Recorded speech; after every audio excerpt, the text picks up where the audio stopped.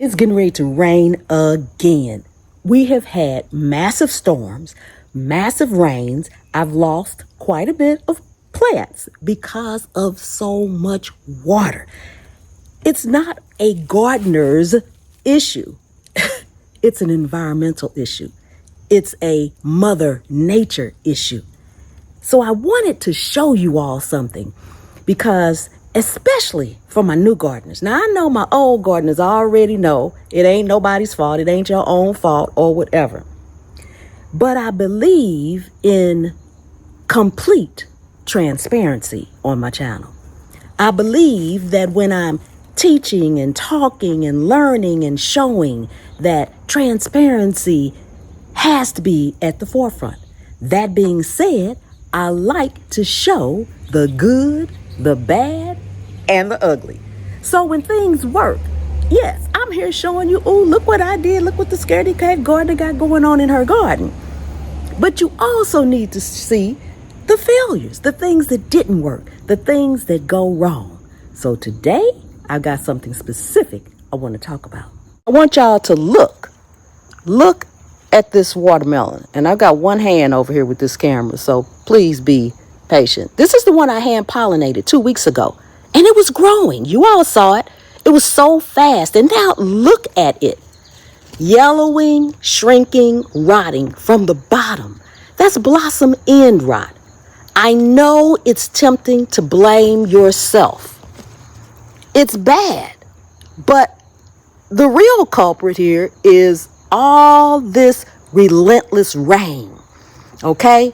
When soil stays completely waterlogged, the roots get smothered and they stop working. They can't pull up calcium from the soil, even if it's in there. Plus, high humidity. It's so humid out here. It slows down the plant's internal pump, so nutrients can't travel to the fruit. Add in a little imperfect pollination, and the vine just aborts, okay? I always show you the good, the bad, and the ugly because gardening in real life is all about trial and error, okay? So I'm going to snip it off right now so the plant stops wasting energy and can focus on making new healthy melons, okay?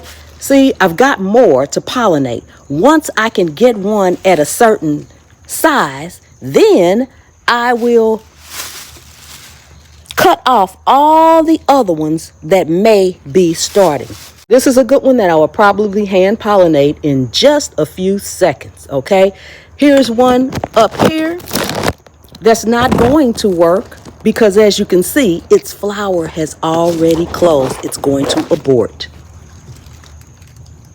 But as you can see right here, this sugar baby is still growing fine. I did not have to hand pollinate it. So part of the problem probably was me hand pollinating it.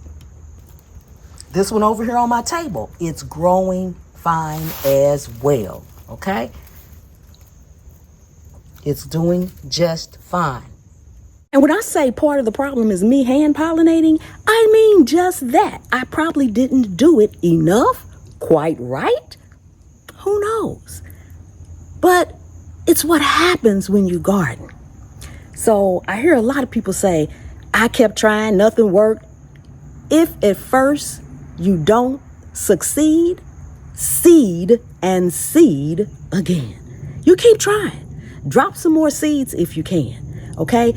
I happen to have a long growing season, so I got plenty of time. And if it doesn't happen or if the weather does something crazy and it gets cold or freezes before time comes, that's fine. If I can get it going even remotely to where it should be, then I know what to do next year. You take those lessons learned with you into the next season, into the next plant, into everything you do. It is trial and error. But we need so much to grow our own, okay? Nobody really comes here with a green thumb. Most of the people that say they have a green thumb actually don't necessarily have a green thumb, but they have a history behind them of growers, things that they probably didn't even know they were listening to that are benefiting them now. Okay, when their parents, their grandparents, their ancestors, their aunts, their uncles were talking in the background and it was resonating in their little minds and they don't know. And now they're drawing upon that. Okay, and then like anything else, there are people that have a certain knack for certain things and it just comes natural. Like what to do will just come natural. They don't have to look it up. They don't have to experiment. They don't have to ask anybody. It just works. Okay, but what I want you to know is that we all fail. Even those gardeners that have these big, beautiful gardens and you never see the rot, you never see the plant that died. Trust me, they got one. We all do. It happens every season. I'm Pam. This is Zone 8A. And anywhere you can sit a pot, you can grow a plant.